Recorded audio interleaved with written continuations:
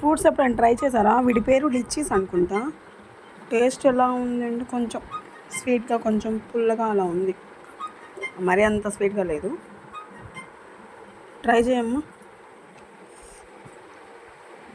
అలా అవసరం లేదురా.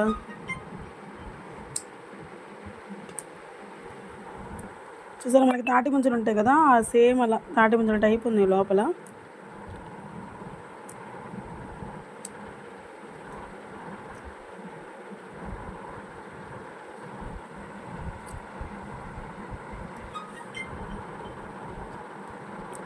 ఇంకా తిను.